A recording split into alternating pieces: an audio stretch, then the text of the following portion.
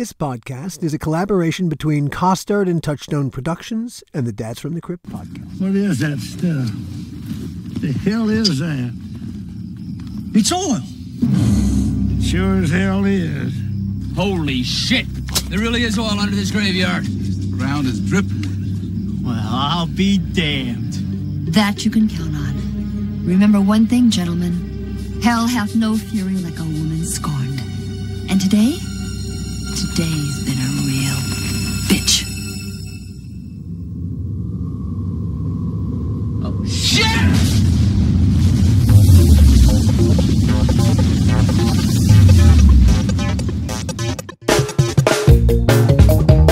Hello, everybody, and welcome to another episode of the How Not to Make a Movie podcast. I'm Alan Katz. And I'm Gil Adler. Before we go on, if you're watching or listening to this podcast on our YouTube channel, please remember to hit the like button if you like, and even better, please subscribe. And if you're going to be in Los Angeles this September 30th and October 1st, please join us at this year's Terror Spectacular HorrorCon LA 2023, happening at the Los Angeles Convention Center from noon to 7 p.m. on September 30th and October 1st. Gil and I will be doing a bunch of panels about Tales from the Crypt, and we'll be signing autographs and snapping photos. Come join us and all the other celebrities. That's HorrorCon LA September 30th and October 1st from noon till 7 at the LA Convention Center. Our guest today, Paul ABASCAL, started in the business as a much sought-after hairstylist. Kind of like George in the movie Shampoo. And they're so great looking, you know, I'm doing their hair and they feel great and they smell great. That's it. It makes my day. I mean, it makes me feel like I'm going to live forever. And then found his way into directing. He actually is a really, really talented director. Really, the first serious episodic or dramatic work he did was an episode of Tales from the Crypt, the Oil's Well That Ends Well episode, and it's terrific. It really is a great episode. If you haven't seen it, you should try to catch it. What kind of crap is this? If the guy wants to go to the bathroom, let him go, bitch. There we go. That's the word I hate. Bitch! There's some very funny dialogue. Priscilla Presley is really funny in the episode. It's just really well shot. It's a hoot. Paul is a really talented guy. He's a very talented hairdresser, and as he describes to him that was like architecture, and he also thought about being an architect. They can stop screwing me so they can fuck me. Well, I say screw that. Screw them, screw the company. Excuse me, please, ma'am, but just exactly what kind of business are you in? Paul's got an interesting story, a really, really interesting story, and he's a really talented director. Someone should hire this guy. Let's call Paul's story from hair to eternity. Many years ago. How did you get so far behind in the shots at lunchtime today? Oh, wait a second. I'm mistaken. I'm mistaken. That was 30 years ago. Hey, I came in on time. Actually, you did. With the king's wife. Indeed. All I really knew about you, really up until this conversation, was your episode of Tales from the Crypt. Right. And a little bit, our paths had not crossed all that much.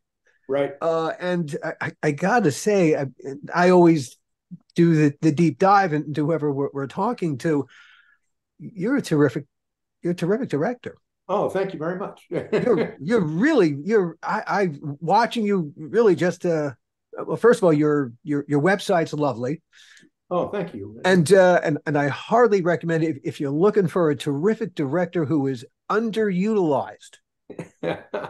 Seriously underutilized. Paul ABASCAL is really, he's a great shooter. I'm your newest fan, man. Oh boy, I appreciate that.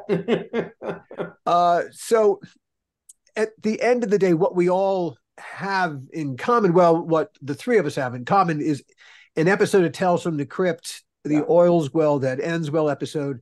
We'll get to that. Mm-hmm. We will get to that. Of course, you and Gil, you also did an episode of The Strip. That fabulous enterprise. I didn't know you were producer on that, Gil. I forgot. Gil, have you forgotten? I've been trying to. No.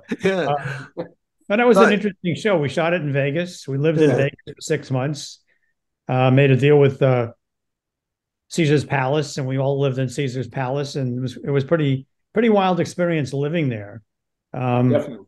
And especially shooting there. I mean, the thing I remember best about that, just really quickly, is one day we're shooting, it's 124 degrees, and I'm not feeling so good. And all of a sudden, one of my guys comes to me and says, you better get into your trailer. We put the air conditioning on. You may be having some heat stroke. I'm like, what are you talking about? I got to go to the set. And they got me into the trailer for like 2 hours and left me there and said, you can't come out. Yeah, I remember staying in Caesars. They had just opened the tower, right? The high tower, and you put me in a beautiful suite with a gym pass, and but every morning I would walk out of my thing, down the thing, and through the casino, and could never find where the driver was picking me up. It didn't matter how many times I did it; I would get lost every day, which I think is the design of the hotel, or they want you to just stay at the machine, you know. Oh gosh, yes, sure. 6 in the morning, you know, at the slot machines, you know, it was. Well, I certainly am glad you didn't think it was the design of the production. Yeah, I think they want everyone at a casino to be like Jack Nicholson's character at the end of The Shining, lost in the maze. Anyway, but again, we'll come to this part of your life. Let's go back to the very beginning. Let's start. Well, let's do the Maria thing. Let's start at the very beginning. Okay. I mean, I'll truncate. This will be the teaser, so it won't be long. But I grew up in Culver City, and had an interest in racing cars and motorcycles and things, which I toyed around with a lot when I was young. And I had a great mentor in my life, a guy by the name of Dale Tolan, who was on the cover of Road and Track and designed engines and things. And he just lived around the corner from me, and he had this garage with every conceivable tool, mills, lathes, everything. And he would build his own, what they called D Sports racers. And he had 2 daughters, and he longed for a son. But one of his daughters ended up racing his car. I had the opportunity to do it, but could never. All I had to do was get money for the tires, and I could never raise enough money to do it. But this man taught me how to work with my hands and about engines and drawing to scale and all of these things that became incredibly important later on in my life, as far as, you know, being able to see how things work and knowing, you know, what sort of you know, physicality certain things are going to take, you know, what kind of mechanics and that sort of thing. So that was a huge part of my life. And so out of that, you know, I went to high school, and I was a very big surfer. Like I even thought about doing it professionally. What were your favorite surf spots here in SoCal? I would surf all of them. So it depended on the swell. It would be El Porto, sometimes Manhattan Beach, Topanga, Leo Carrillo, County Line, a place called Zeros, Point Doom, Malibu. You know, it depended. It got a bit scientific. You know, you'd say, well, it's a south swell, but it's coming from the you know, and the wind is blowing this way. All right, we got to go to Zeros, you know. And my son surfs, so this is all I know all those names. Yeah, it's a wonderful sanctuary. You know, like I sucked at football and basketball and all that, but surfing was like my thing. And you know, I was as into it as, you know, I actually got mentioned in the senior class presidential address to the school, you know, which was very flattering to all the surf guys, you know. But from out of high school, I was considering becoming an architect, because I had a lot of interest in buildings and design and things like that.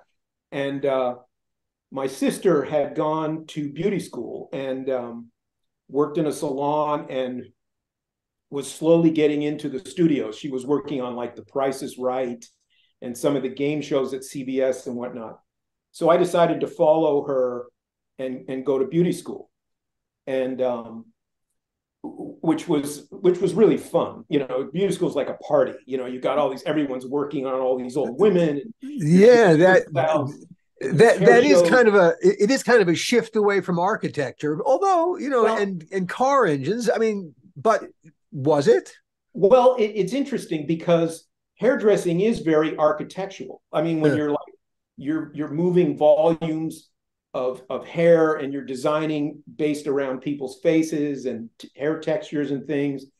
There's tools, hairdressing scissors and curling irons and things. So in a way, it was forming.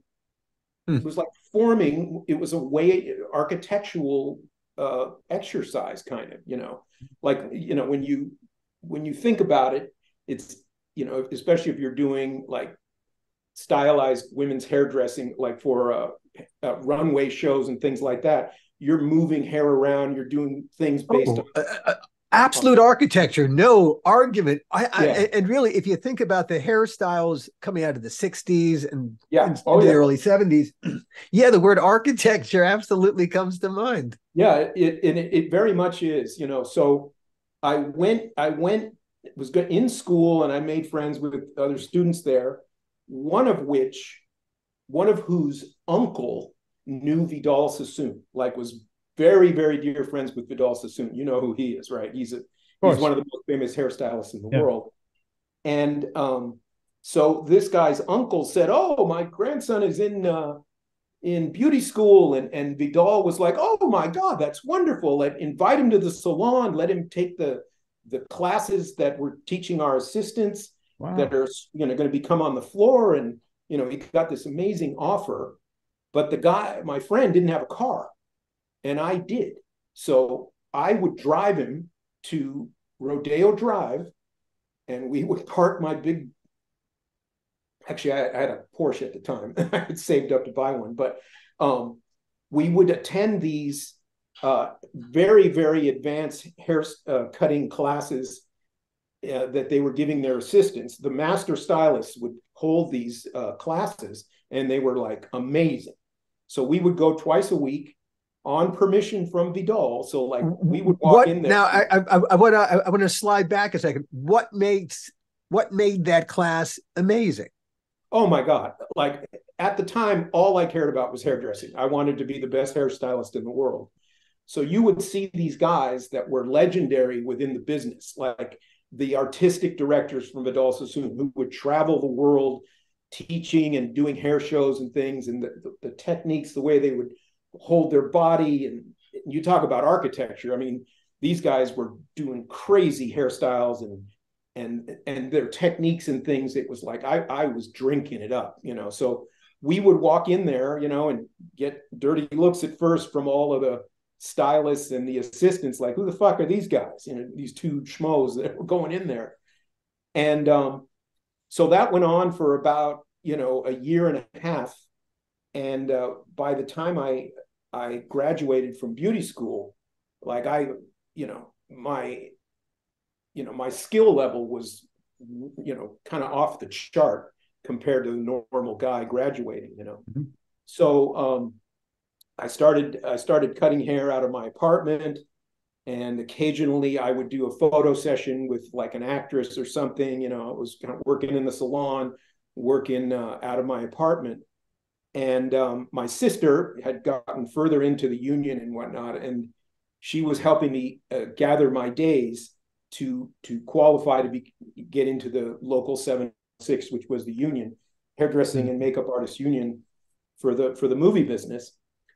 But the days were very, very difficult to gather, because you had to wait till everybody in the union, in the makeup union, all the hairstylists were working before they would go to the alternate list. Right. Sure. Somebody like me. So I would get a few days now and then, but you needed 120 days, which seemed like, I mean, that would take 15 years, I thought it would take. But so a funny thing happened. I went and did a photo shoot with a guy named, I think his name was Douglas Kirkland. He's a famous still photographer. And there was this actress model named Robin Douglas. And it was her and her husband on the cover of Money magazine. And she had long hair. She was quite beautiful. And I did like this sort of partial braid. And, you know, I made her look as good as I could, and she loved it. And it was a one-day gig. And I did it, got paid, and forgot about it. Well, she went on to get cast in Battlestar Galactica, which was a series they were doing out of Universal. And she decided she wanted to wear the same hairstyle I had given her on the cover of the magazine in the series, because there was a lot of action and she had a lot of hair that would fall on her face. But this was a great way of keeping it out of her face. So I don't know anything about this. I don't know if she's gotten cast. I mean, it was just a one-day gig, and I stopped thinking about her. And apparently, the hairstylist on the set that was hired to do her hair on the series, who was a union person, couldn't do the style like I had done it. And this girl, Robin, she was a bit aggressive, let's say. She raised hell on the set. Like every day, it was a nightmare. So my phone rings out of the blue, and it's this guy, Nick Marcelino, who ran the makeup department at Universal. They used to be a building, and it was like a standalone building that housed the makeup and hair department on the lot. Sure.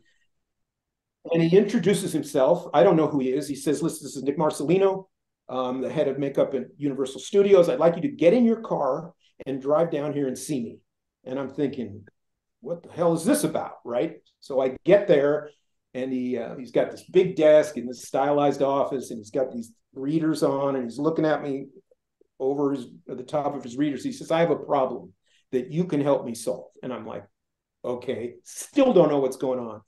He goes, you know Robin Douglas? And I was like, yeah. He says, she's an actress. You've worked with her. You did her hair.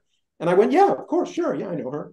And she says, well, she's raising hell for everybody around here. So I need you to get in your car, drive to Valencia. Here's the map.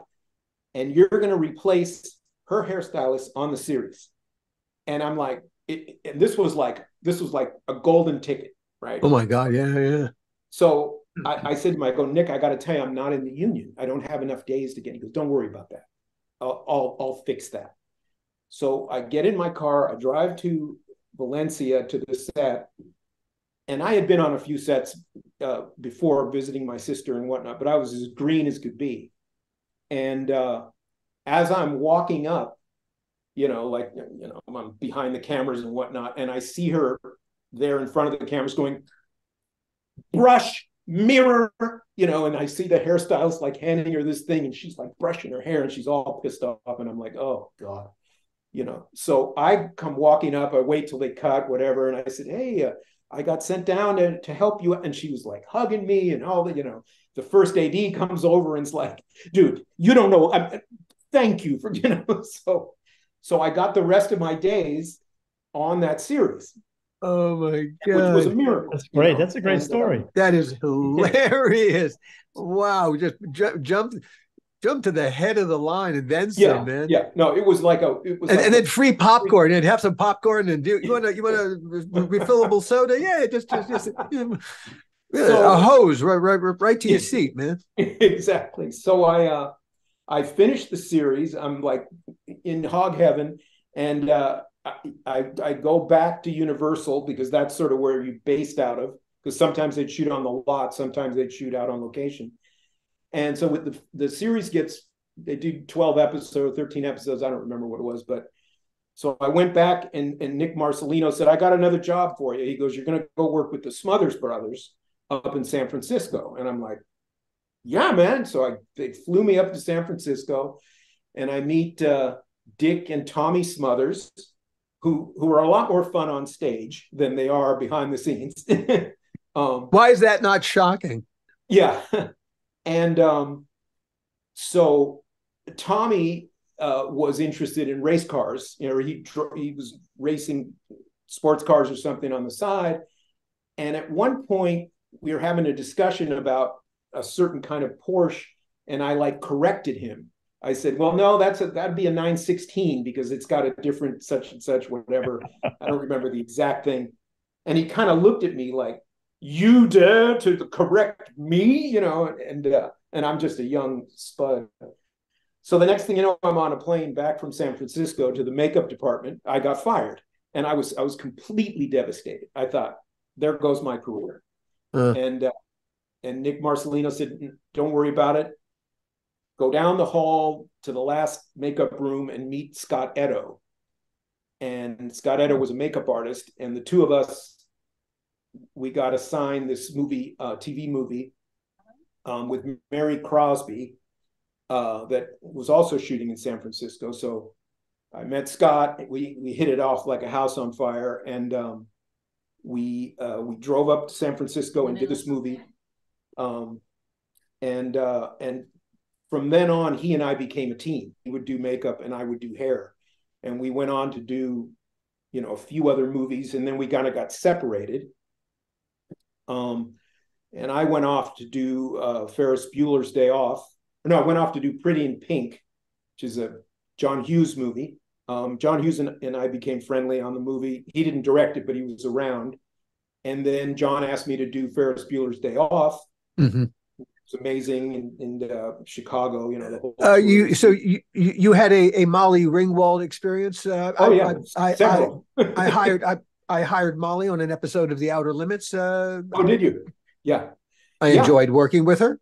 Yeah, she was nice. I mean, the show, the Pretty in Pink was maybe you've seen it. It had a lot of crazy hairstyles. Oh yeah.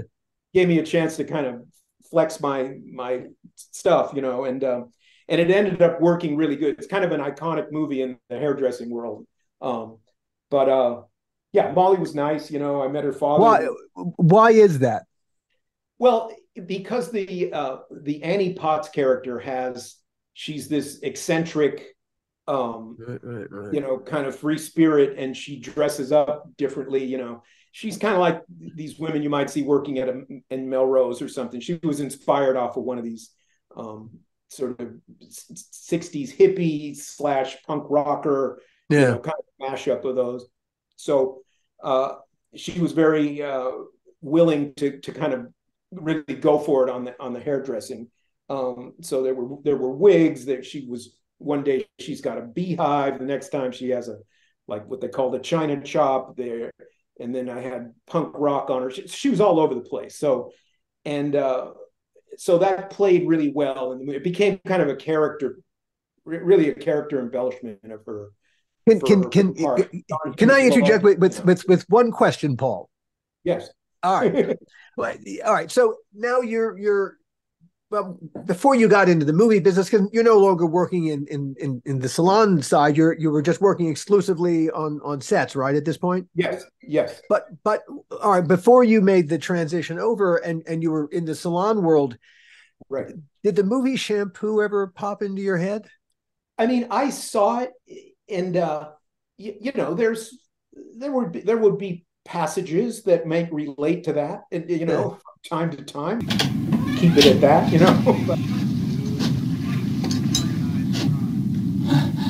I was more, to be honest with you, I was totally just laser focused on a career. You know what I mean? Like, I wanted to learn all the latest techniques, and I had subscriptions to Vogue magazine. All of the women's magazines would come to my house, and I would make, boards of hairdress, stuff, so I could pull stuff out that was like. You were not a George.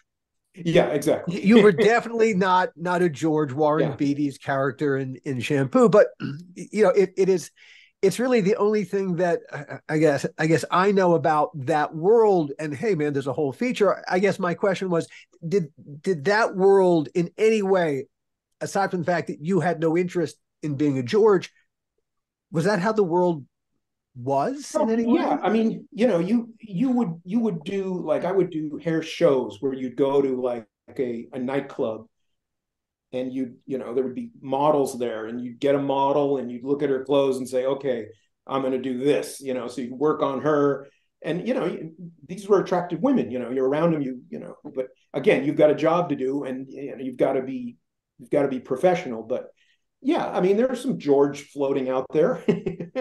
Okay. Yeah. All right. I feel better knowing that. Thank you.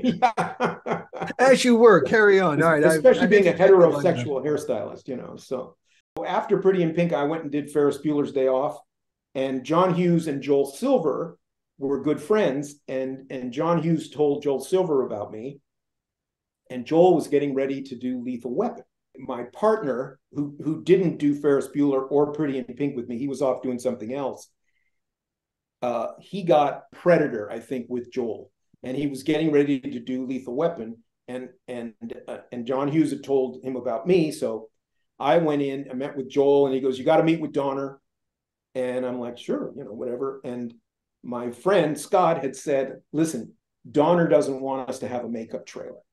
He wants us to work out of the honey wagon." And I'm like, "What? And you let that happen?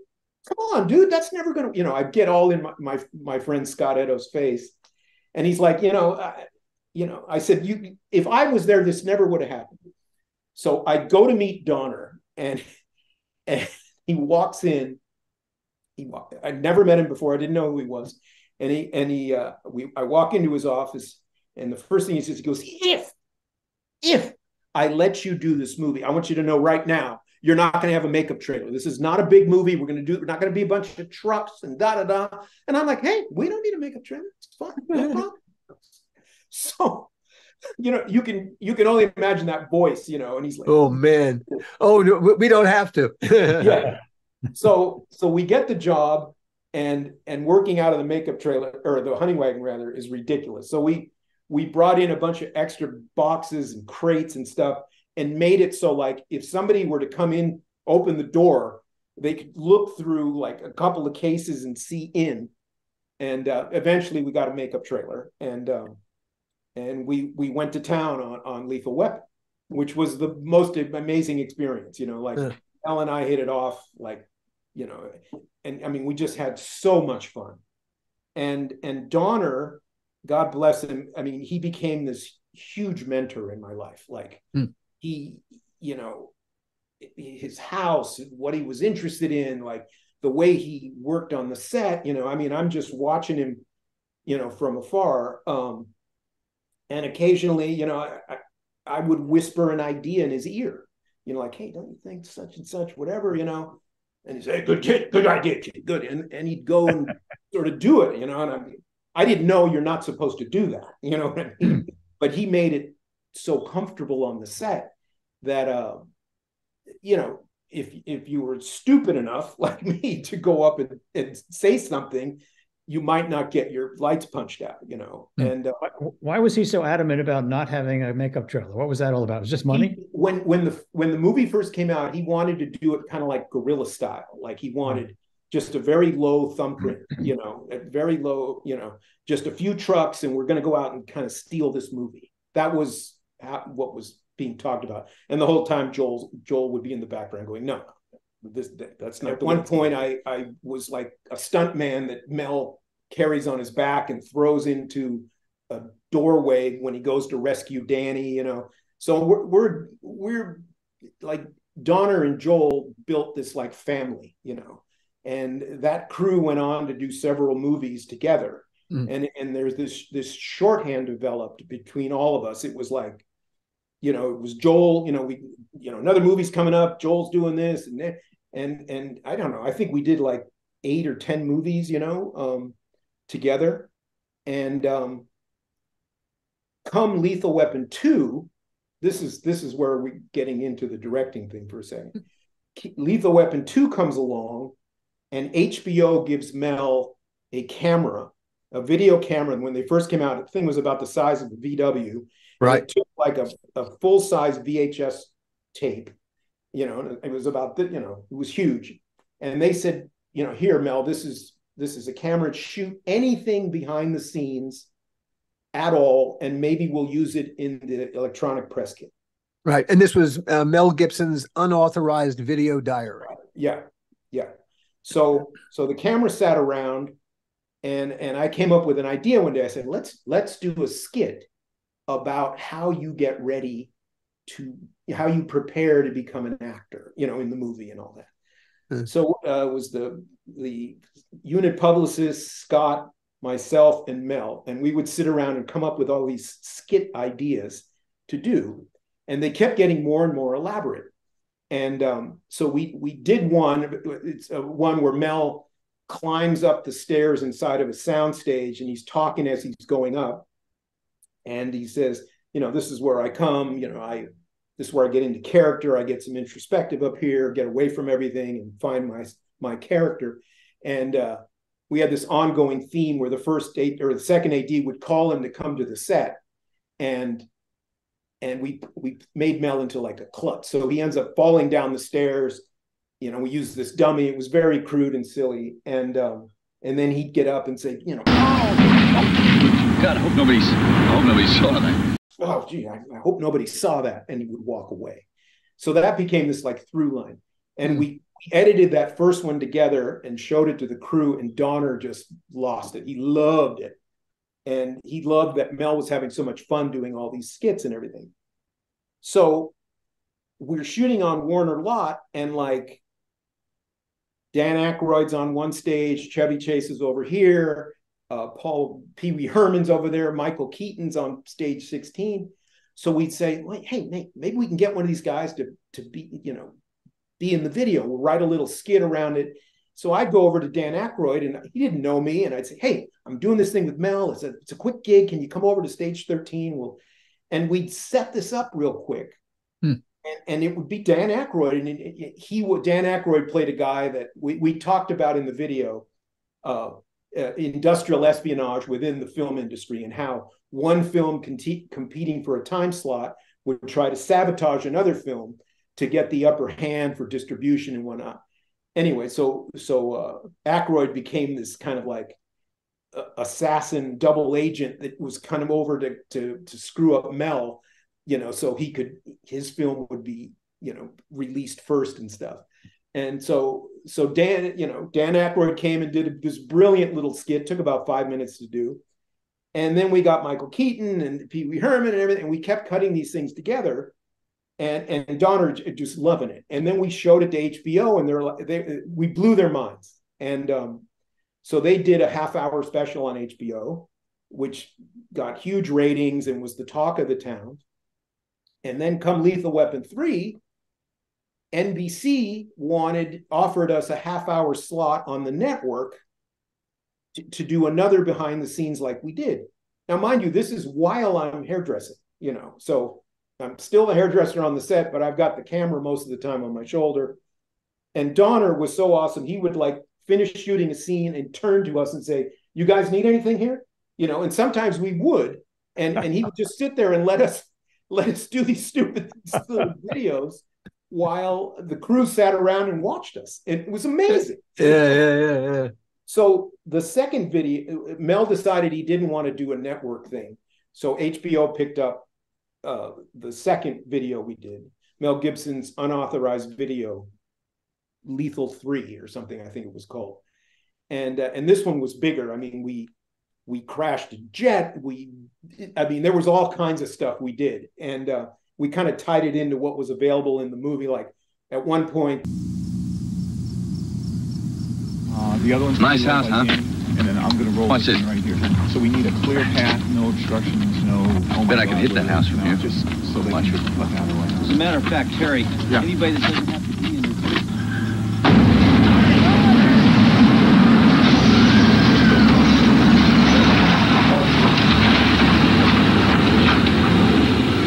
Joe, I hope nobody saw that. That second video got nominated for a Cable Ace Award, which was like unheard of. And that's what set me up to start campaigning to get a Tales from the Crypt.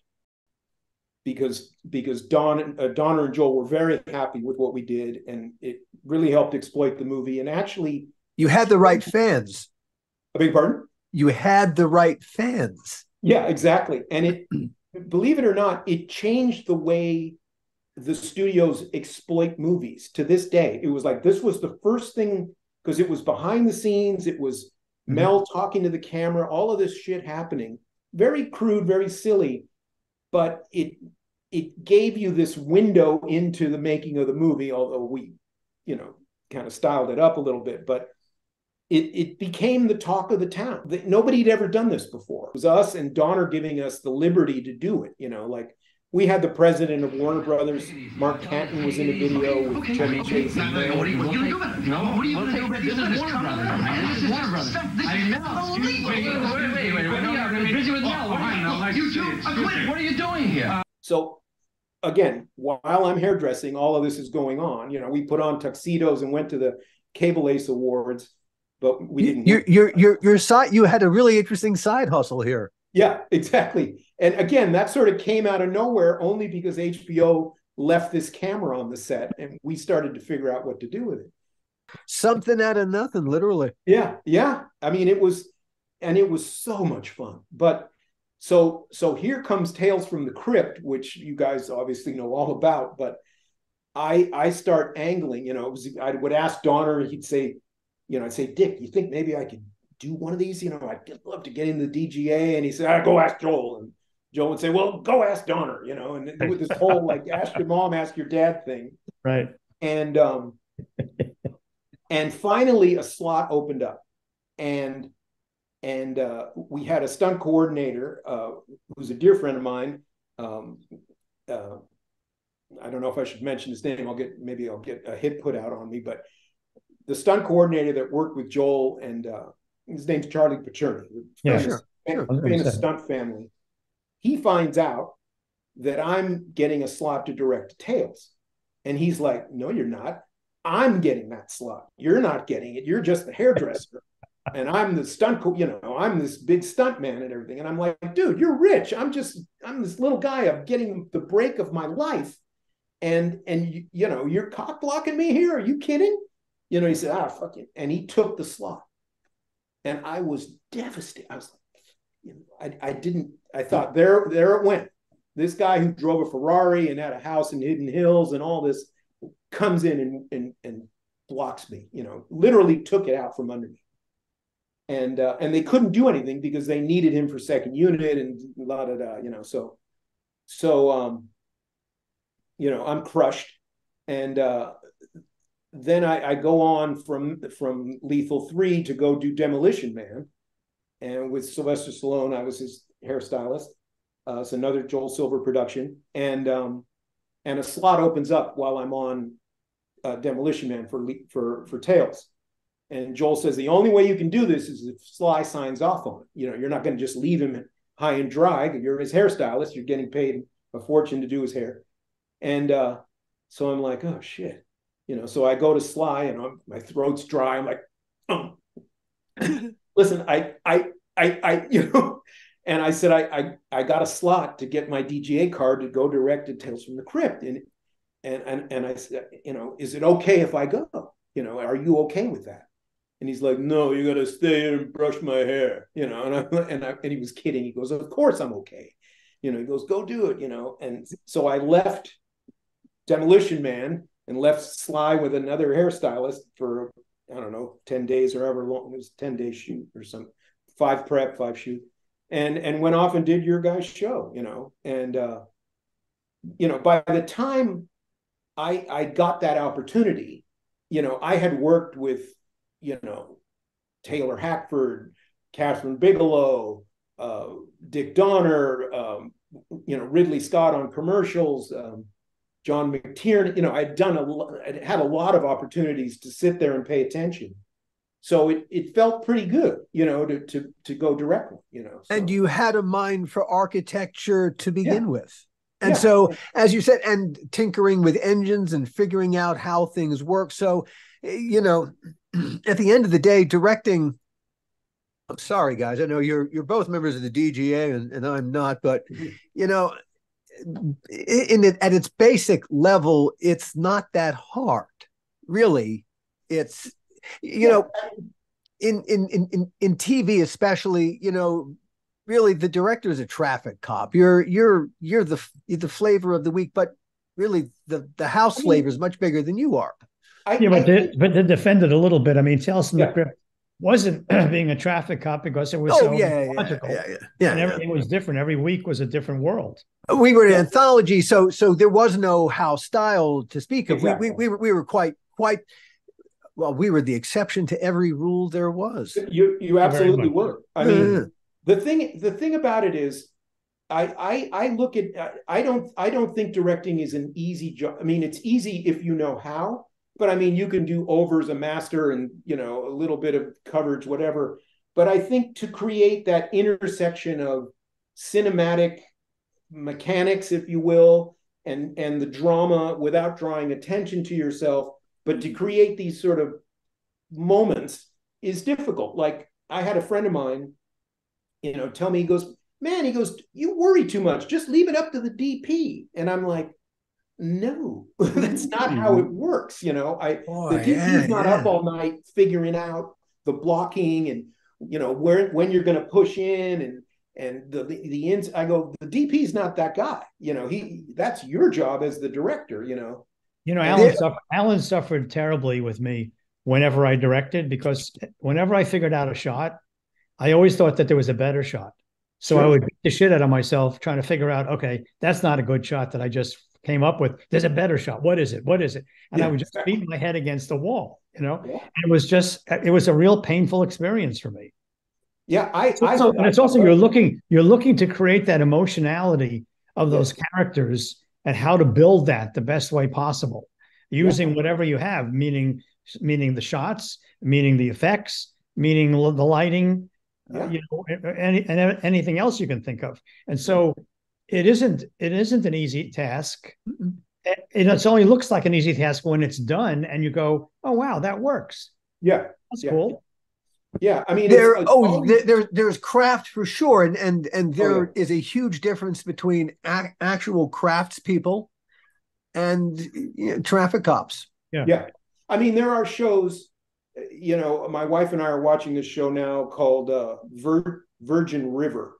It's like this soap set up in the looks like it's up in Canada or something. Lots of trees and cabins and whatnot. And that show is very, like, you know, over medium close. You know, there's no cinematic mechanics at work. You know, really get that immersive experience within the narrative, provided it's warranted. There's a lot of work that goes into that. A lot of work that goes into it. Knowing, you know, how wide to be, when to use a close up, any number of things.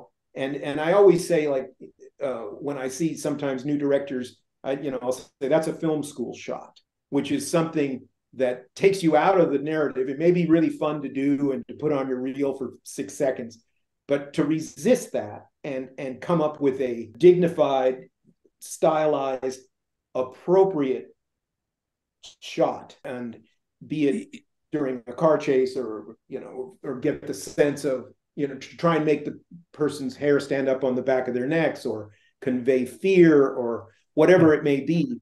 There's definitely technique to that. I kind of pride myself on these days being able to deliver that and not make that the only shot I got the whole day. Well, let's step back into Oils Well That Ends Well. You brought a really cinematic eye to your first time sitting in a director's chair. There are some lovely shots. I just rewatched it before we all sat down here. Well, there's a lovely shot where she Priscilla Presley puts a shot glass down on the bar. Wonderful, nice little touches like that. I have a great story about that shot that I'll share with you. Go for it. Love this. I hope you love it. I'm working on a show called Just Cause with Sean Connery. It shoots in Miami. Kate Capshaw's in it. Larry Fishburne, you know, famous artist. A few other names in it, but Kate Capshaw, who's married to Steven Spielberg. So one day I get a call from Kate and she says, look, I need my roots touched up. Can you come to my hotel room and do it for me? And I'm of course, you know, so I get up early. I go to the Eden Rock Hotel where she's staying, and she's in a robe and I'm putting on this goop on her hair in the living room of her hotel suite. And Steven Spielberg walks into the room. Kate had overheard that I got my DGA card and I did a Tales from the Crypt. So Spielberg walks into the room. It's probably 7:30 in the morning. You know, there he is, the guy, you know, Steven Spielberg. And Kate introduced me. Oh, this is Paul, and he just got into the DGA, and I'm putting the goop on her hair with gloves on. I've got this big mess going, And Spielberg's like, really? You know, how did you do that? You know, well, I know Joel and Dick, and they let me direct Tales from the Crypt. And he says, wow. He goes, I'd like to see that sometime. I just happen to have a VHS with me. So I, out of my kit, I said, well, here it is. You know, if you get a second, have a look, you know. So a day or two goes by, and we're shooting in the Eden Rock, and you know, the whole crew's there. And when Spielberg comes onto the set, I mean, it's, you know, you hear the Jaws music, you hear, you know, I mean, it's like there's an essence to this guy. It's huge. And so we're sitting there, I don't know, there's maybe 15 people around. I'm kind of in between setups, and Spielberg comes over, he puts his hand around my shoulder, and he goes, I really enjoyed that. He hands me the tape. He goes, I really enjoyed that. He goes, I love that shot with the shot glass and the lipstick. And everyone's just like, what the fuck is happening right now? And I'm just standing there like my ears are beaming, you know, and you know, that was about it. But it was just that one moment where he actually acknowledged the same shot you brought up. So it's a lovely shot. She's really, really good in the episode. Yeah, I had a good time with her. You know. She's really, her line deliveries are just, they're so fun and funny, and she was so willing just to go balls to the wall. And that was Nimmerfro was. Mm-hmm. He was like looking for his inner Quentin Tarantino, and he seemed to find it. And he was so proud of having Priscilla Presley speak the line, I don't munch carpet and I don't strap it on. She says, I'm no lesbian. I don't munch carpet and I don't strap it on. She was a great sport, you know. So so I get into the DGA. I have a tape, like a legitimate episode of Tales from the Crypt, which, as we all know, very legitimate episode. Make no mistake about it. Yeah, and so then I start trying to get another assignment, you know, and I'm still sort of hairdressing, you know, telling people I'm a director now, and people are like, yeah, just make sure this isn't too long, you know. And so I had been watching this show called Silk Stalkings. It was set in Palm Beach, although they shot it in San Diego. I don't know. Do you know the show? It's a sexy female, a sexy male detective, and Palm Beach crimes, you know, high society stuff, whatever. So I start writing to Stu Siegel, who's the producer of this thing. I maybe wrote him 30 little buck cards, like, hey, loved the episode last night. That was a great thing, you know. I kept writing and writing and writing and writing to him. And I'd sure love, if anything ever comes up, I'd sure like to come down and direct an episode. Here's my Tales from the Crypt, you know. And so, I don't know, 6 or 8 months went by, and I get a call, you know, from him. And he says, look, an episode's come up, and if you want, you can come down and do it, you know. And while I'd been watching the show, I noticed it was kind of, you know, very over master, you know, very straightforward, kind of soapy looking. And I'm thinking, man, when I get down there, I am gonna, you know, we're gonna use some stuff here. We're gonna make this thing look more expensive and better, you know. So I've got all these ideas. I happened to get a Stephen Cannell episode, which was the better quality one. It just happened to come my way. So I pack up my Porsche with all my goodies, and I drive to San Diego. I get to the production office, which is this building, like there's no signage or anything. It's just a building on a lot somewhere in San Diego. And I walk in, there's a receptionist at this shitty little desk, no posters, nothing around anywhere. And I said, hi, am I in the right place? You know, Silk Stalkings. He said, yeah. I said, I'm Paul. I'm supposed to meet with Stu Siegel. And she says, he's down at the end of the hall. So I'm like, okay. And I'm a little nervous, I'll admit, you know, I just had one episode. I mean, I thought I knew what I was doing. I kind of did. You know. And I walked down to the end of this hall, and at the hall goes straight down, and his office is right here.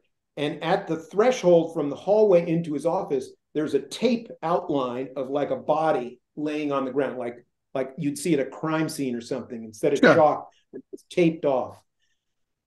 And I peeked my head into his office, and he's sitting at this desk, and there's 2 Rottweilers, like big ones, on each side of his desk, live dogs. And as I peek in, the dogs are like, and they just sat, he kind of snapped his fingers and the dogs were just there. And so that's the first thing that happens. And then I said, hey, Stu, Paul ABASCAL, how do you do it? I said, what's that? And I point to the outline. He goes, it's a director. Sit down. And I'm like, okay. So I'm sitting there, and mind you, I've read the script, I've broken it down, I've got all these ideas. And he says, sit down.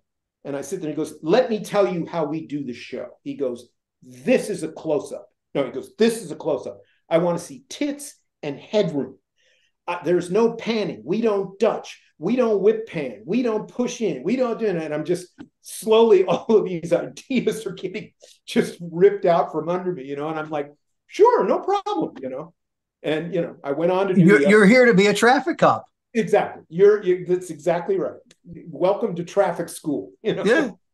So the episode came out fine, although there was one time where this car was speeding out of this gated community. And I wanted to follow it because it breaks through the turnstile, at the guard gate, And I said, we'll just whip through here with the car, And the whole crew said, we can't whip pan. I said, we're not whip panning. We're following the car. Anyway, I made him do it. I never heard about it, but it was that was my big embellishment for the show. Did you ever get hired back? I never got hired back. That's probably why. Yeah, probably. But God bless him. He gave me an episode. Now I have two things to show. So I got a thing in Cabo San Lucas called Land's End with Fred Dreyer and Tim Thomerson. Tim Thomerson put me up for that. I had met him at a dinner party, and he's a very, very nice man. And he was working on that show. He put my name up. And I got 3 episodes of that, which was amazing, shooting in Cabo. And so then now I had 5 things to show, and then I started getting some work up in Canada on some action shows up there, like Viper and the Sentinel. And then I was peppering that with America's Most Wanted, which was another kind of amazing thing to work on. You would get a case. The way the show works is it's sort of a last-ditch effort to catch a criminal. So you'd get a case of what happened, whether it was a kidnapping, a murder, or whatever. They'd give you the case, which was sort of summarized in script form, and you'd go to whatever city it happened in, and you could stage the action any way you wanted. And and you had 2 or 3 cameras and cranes if you needed them and stuff like that.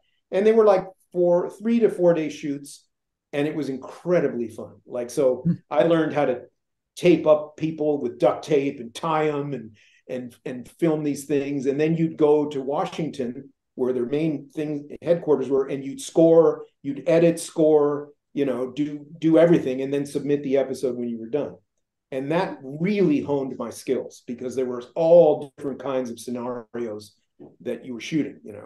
This was the beginning of the reenactment business.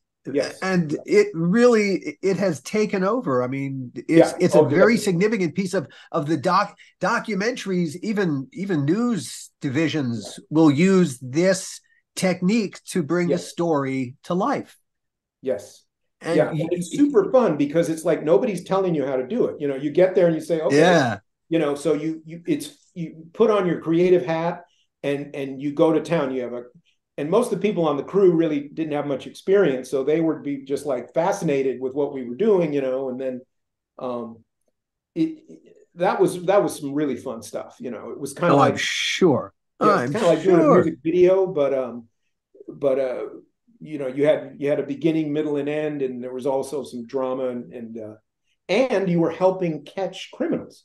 So I think I was personally responsible, because of my episodes. I think I caught 4 seriously bad guys, because the public had seen the episodes and said, hey, that motherfucker works at the coffee shop, and they go.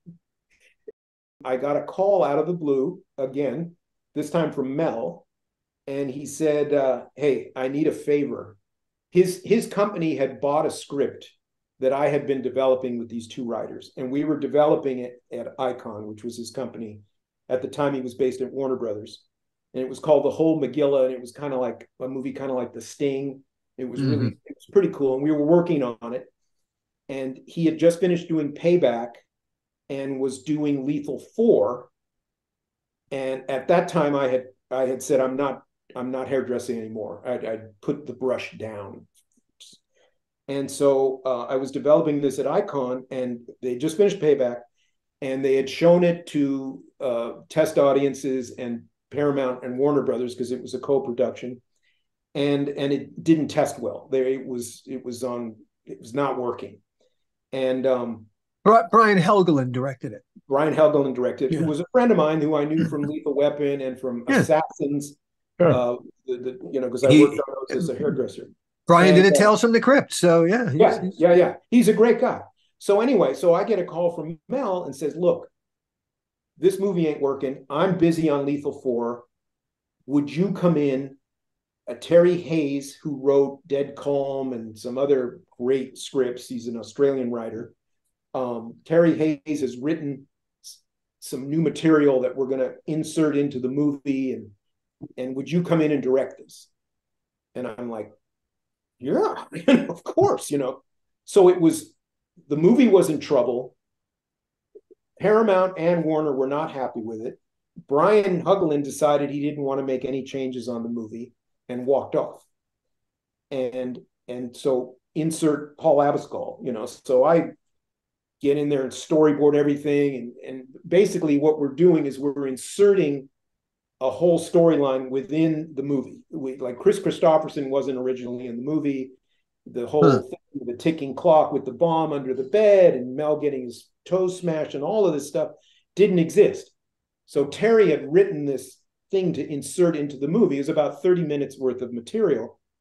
And so they handed me the film and the new pages, and I went to work, So it was one of those situations where, like, I am either going to fuck myself here or this is going to work, So it was about, I think, 13 days we shot, and I storyboarded everything, I just went in there, didn't make any excuses for anything I was doing. The stuff where his toe gets smashed is fucking brutal.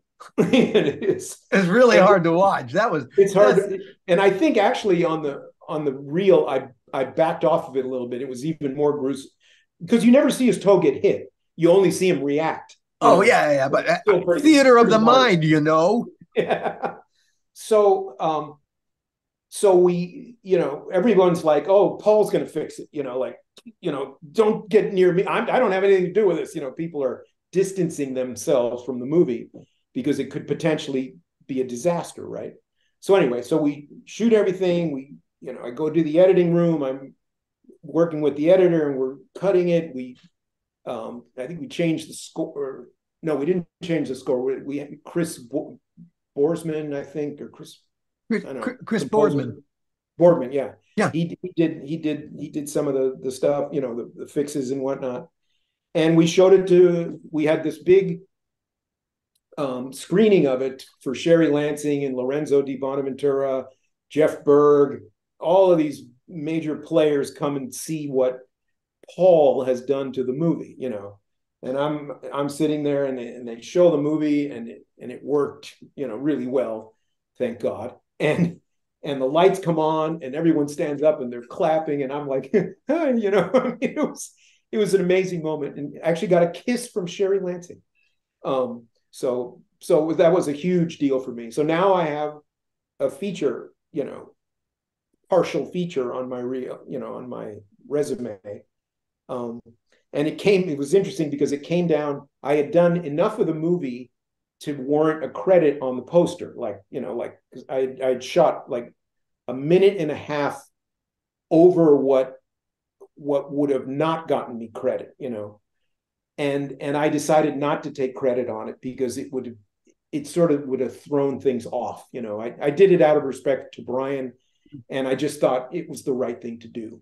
I still get residuals on the movie, but I just didn't take a credit, which sometimes I regret not doing. But but at the time it seemed like the right thing. Like it would have been greedy to take it, because I just think it would have, whenever the movie was talked about then, it would have been like, well, who's this other director? Like what happened, you know?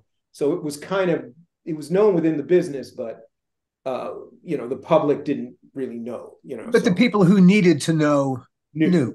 Yeah. That's really, at the end of the day, that's what's most important. Yeah. And I mean, again, like I had to, there was arbitration at the DGA, and they said, like, look, you know, you've done too much of this movie not to be credited, and it's not second unit. So what do you want to do? You know, because you're entitled to a credit on the film. And I just, like I said, I think you did something not a single member of the WGA has ever done. ever. Well, they did tell me I would still get the residuals, which, I mean, this is we don't care. This is 1998. I still get checks for the movie. Like, you know, they're not paying for a Ferrari, but they're, you know, they still trickle in. You did a bunch of episodes of a really good series called American Genius. Yes. Tesla v. Edison and Space Race, and they're both Mr. Nikola Tesla. A pleasure.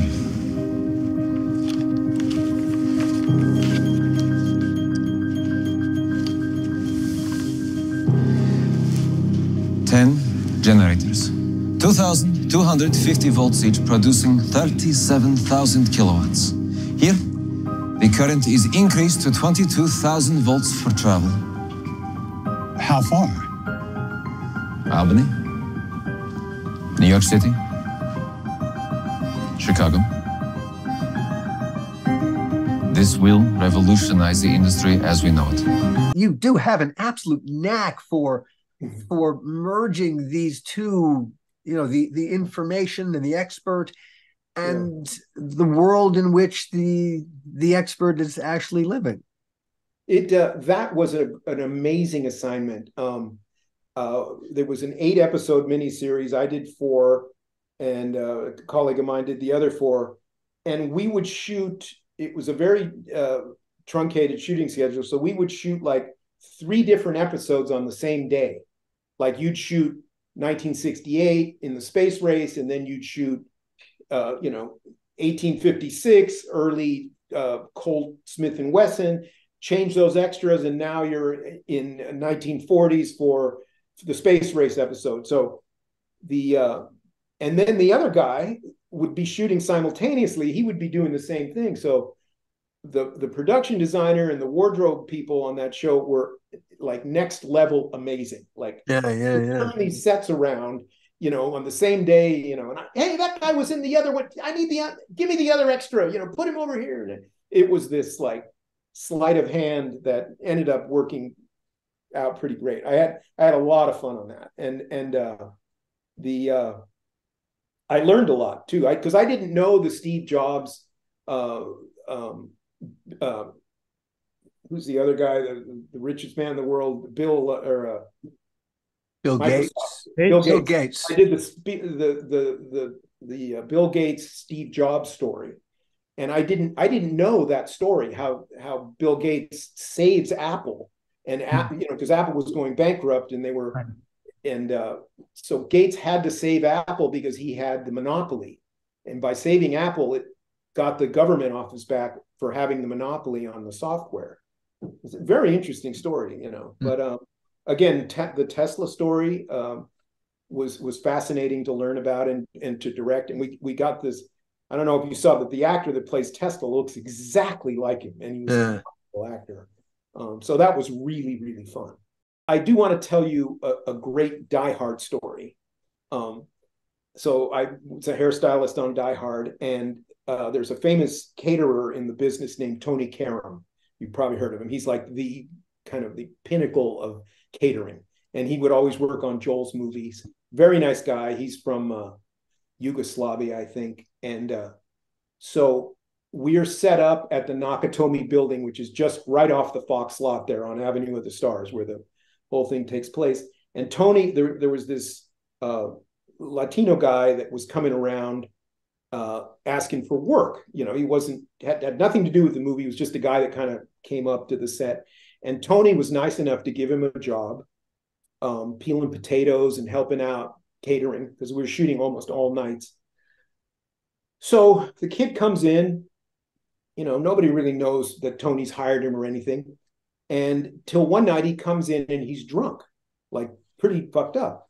And so Tony is, you know, oh, you can't be here. And he fires the guy. And you know, he tells him to get off the property. Before the guy leaves, he goes into the prop truck and steals a plastic machine gun. Doesn't work. It's just plastic. Now we're on Avenue of the Stars, Century City, in the Century Plaza Hotel. It just so happened that once this guy's leaving, he's walking down Avenue of the Stars with a machine gun in his hand. The president of the United States is staying at the hotel that night. And he comes cruising down Avenue of the Stars, heading toward the hotel with this plastic machine gun. Oh. And I'm going to tell you, every manhole cover pops up, and you've never seen Secret Service like this. I mean, it was like, they were everywhere. And they got this guy, and they bring him back to the set. They've got him roped and handcuffed, and he's laying across the back seat of one of these, you know, narc cars, you know, all blacked out, whatever. And I mean, this guy didn't know what hit him, you know, when these guys came out of the woodwork. And so he's laying in the car, and the guy goes to undo his feet, and he kicks one of the Secret Service guys in the face. No, he's just laying, his head's on one side of the car, his feet on the other, and he kicks one of these guys. And I'm standing like a few feet away, and I'm like, oh shit, you know. And these guys, they Secret Serviced him right then and there, and they handcuffed him and taped him up and took him away. I never know what happened to him, but that I bet he doesn't know either. Yeah, that was an exceptionally colorful evening on that set. You've had an amazing journey. Yeah, it's been good. Yeah, an amazing journey. I mean, just it boggles my mind that you are not further. I don't know why people aren't beating a path to your door. You're an amazingly skilled shooter. I'll be honest with you. Where I fucked up, or what never came to fruition, was finding that agent that believed in me. You know, like I ended up doing another studio film called Paparazzi. Right. You know, which did pretty well. I mean, all things, was like a just shy of $7 million studio film that 20th Century Fox released in the theaters. And after that film, I got a call from Disney they brought me in, and they wanted to give me that movie 8 Below, which is the dog sled movie with Paul Walker. Yeah. And I was stupid enough to turn it down. I thought, now that I've done another studio film, I can kind of have my pick of the litter, whatever. And that was definitely not the case. And I remember saying, you know, I don't want to work with dogs, and you know, and I had heard that was such a nightmare and everything. And I foolishly turned that movie down, you know. And I'm still regretting it, but you know, I'm writing, I'm you know, pounding away, and I get a call from my commercial agent, who I was convinced thought I was dead, out of the blue. And he says, he goes, I got something for you. He goes, the FBI has decided to create a series, an in-house series like CSI, for their sheriffs, agents, investigators, and police officers on cybercrime. So they want to know how to proceed, like when you're confiscating a computer, what do you do? What don't you do? Do you put on airplane mode, and do you unplug it? Blah, blah, blah, all of these things. So they gave me, it was supposed to be 8 episodes. Now, mind you, I got hired on a commercial contract, which is like almost $10,000 a day. And so I get hired on this thing to prep, write, and shoot the first 4 episodes on cybercrime, identity theft, cyberbullying, and online fraud. So they give me these case studies. I write the scripts, getting paid for those, plus directing and all that. And we shoot 4 episodes in Pittsburgh. Goes great. And James Comey does the intro for this, for the department. Like, they filmed him. I didn't film him, but somebody else filmed him talking to the camera and saying, this is for you guys, and we hope you enjoy it. This is a different approach. Instead of doing a PowerPoint, we thought this might be more interesting, and it would seep in better, So you're actually seeing how this stuff works. So he does the intro, we tag it on to the front of the thing, and Trump fires James Comey. And since this was part of James Comey's brainchild, the series goes out the window. And I'm out. I had 4 more episodes to shoot at almost 10 grand a day, and they were 8-day shoots, So thank you, Donald Trump. I will be the first to say it. That Donald Trump's a motherfucker. I couldn't. But you're not, Paul, and that is most important. And you're not, Gil, and I don't think I am. But thank you so much for sitting in with us today, Paul. Wow, yeah, what a pleasure. Yeah, thank you. Wonderful to reconnect, Paul, after a long time. Yeah, Gil, I love you, man. You were so good to me on Tales, man. I'll never forget it. I still have that you actually handed me. I still have my hoverboard marker. Yeah. It means a lot to me. Yeah. Well, you guys are great guys, man, and I hope something comes up and we can work together. Well, hey, those feelings are very, very mutual, and hey, thank you again, Paul, and thank you, everybody. We'll see you next time.